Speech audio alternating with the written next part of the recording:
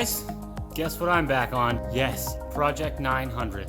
I don't have a lot of stuff that I'm able to do right now on Project 900, but while I'm getting prepared to move and I'm packing the bike up and getting a lot of that stuff ready to rock, I have decided that there are a few small things that I can do before they go into that pack up box and all of that stuff.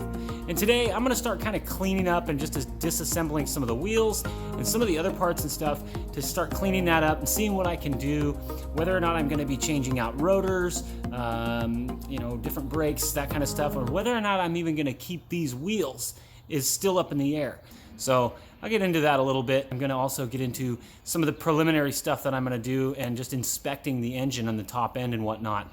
So I'll go through a little bit of that on this video, and we'll get into cleaning up these wheels a little bit on this video. And that's about as much as I'm gonna be able to get into as far as Project 900 is concerned for right now. But I did wanna get something put together for you guys that have been asking. So I really appreciate that you've been asking and that you're curious about what's next on this bike. So let's get to it.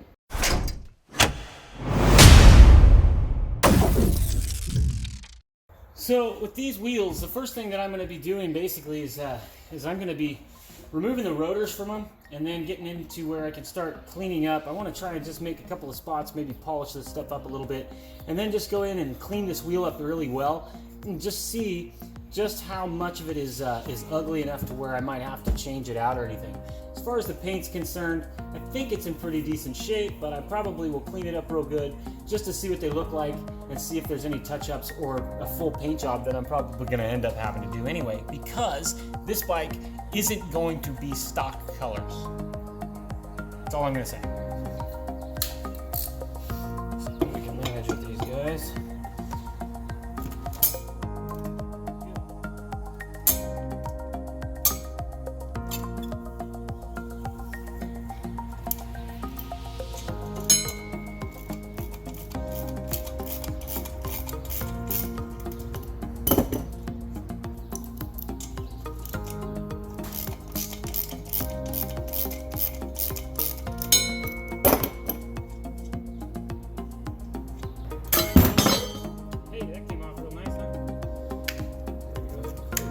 Too.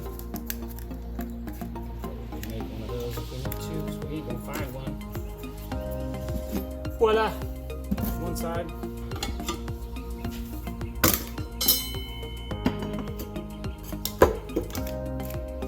There's a second. So we're definitely going to clean these up. The rotors, I'll go ahead and test them and check them for their thickness. Make sure that they are of the right thickness. They are in decent shape.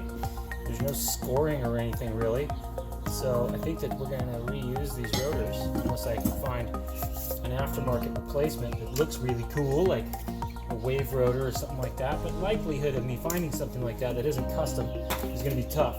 So I'm down to the wheel now, and I can get in here and I can get to scrubbing on some stuff. So we're going to go ahead and I'm going to start with just kind of doing a test area on this aluminum to see kind of where I'm able to make it shiny and if it is even going to come back to life at all. So got a little Blue Magic polish here that I'll start just rubbing in a little bit and get a clean rag. And I'm just going to start working on this bottom edge down here. See what I can make happen here. I'm just kind of doing a test area, clean it up a little bit, see what happens. They're not really too bad, but they have been sitting on the coast, so I know that there's some oxidation that's probably had a little bit going on. I don't really care about these tires. They're going to get replaced anyway. We'll just do a little section here. Now I'll buff this back off a little bit with a clean rag. That looks good.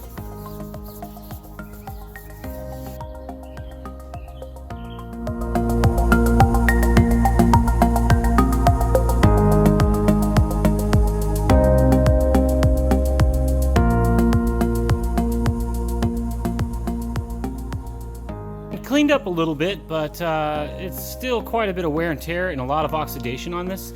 Mostly, if you look up here pretty close, mostly on the paint.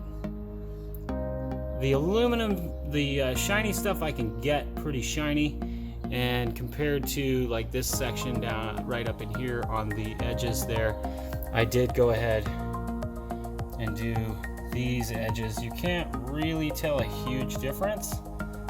I mean, I can because I just did them and I know what I was looking at, but as far as it being ultimately brighter, it's hard to tell. However, they're probably going to get fresh paint, then that wheel's going to look a whole lot better. Like I said, most of this is about inspection. This bike hasn't been run and it's been sitting behind a house for about 7 years before I got it. So I'm essentially going through every little moving part and inspecting everything. And what I was doing just now is making sure, as I'm going through and I'm cleaning everything, I'm looking at the wheel bearings, making sure that the wheel bearings are in good shape. And so far, they are perfect. So I haven't noticed anything as far as the wheels are concerned that would make them not worth putting back on the bike and that would require me to buy any more parts. So that's a good sign. Wheel bearings are in good shape on the front. I'm going to check the rear next. Now obviously this rotor is toasted, so chances of me actually refurbing this one and reusing are slim to none.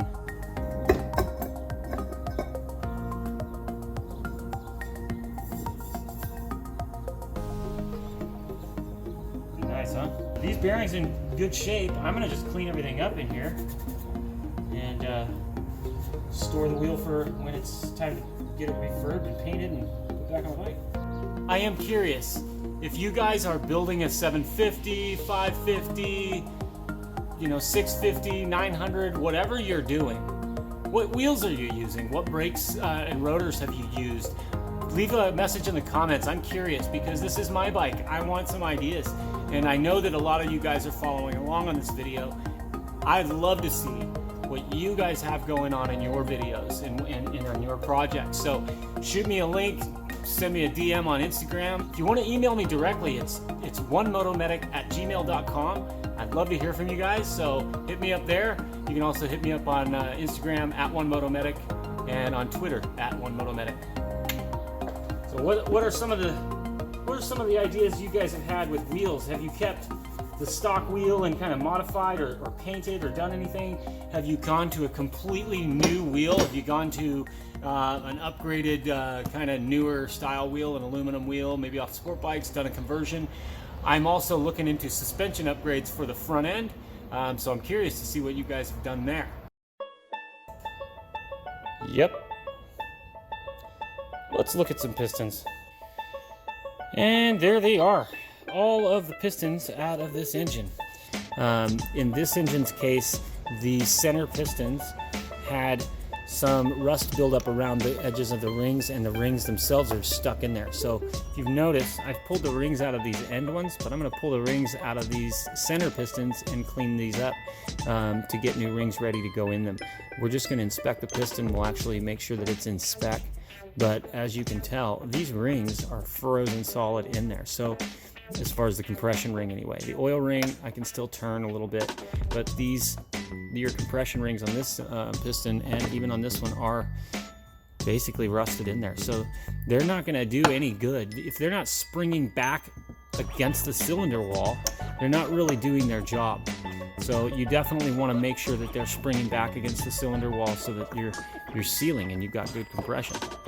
All right, so I had some success here with this little guy.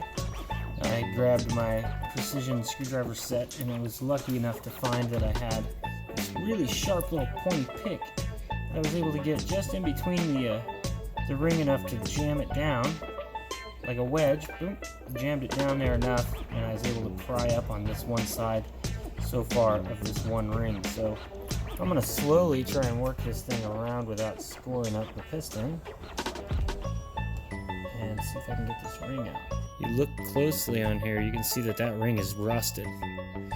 So that ring was sitting in that rust for quite a while, and we're going to be totally cleaning these bad boys up and replacing rings and everything on it.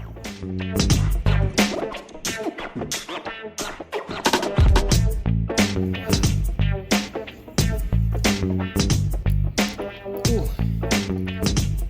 Yeah, there we go. Come on, baby. There it is. Wow. There is no way that those rings were going to do anything good if we built this engine and put it back together.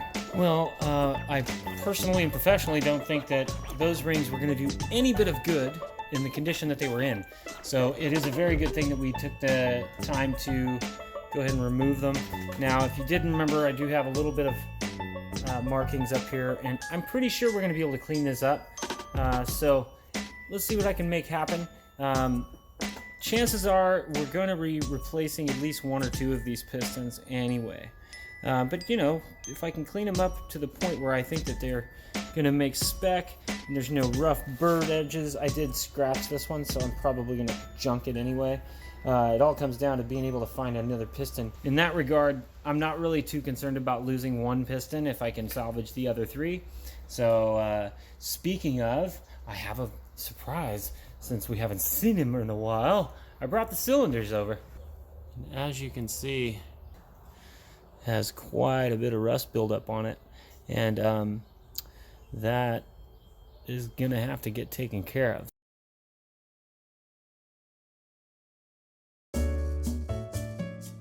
And on top of these things needing to get some hone work done, they're gonna need to get cleaned up and painted too.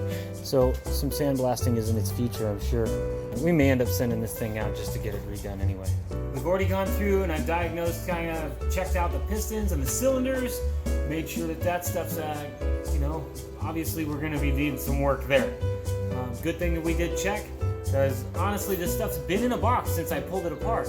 I haven't really gone and done this, so this is a good thing for you guys to do too. If you're pulling one of these things apart, don't assume that everything is going to be okay.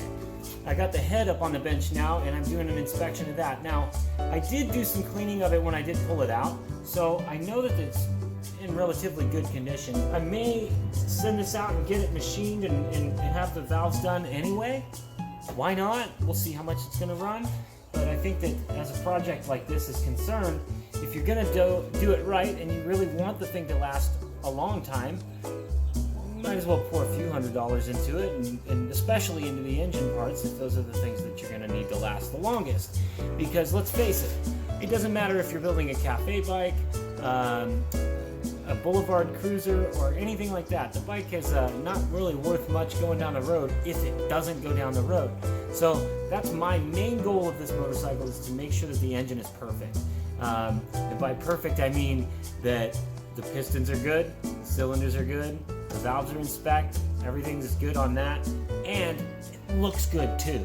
And I want it to look, sound, and run perfect. We're up in the attic now.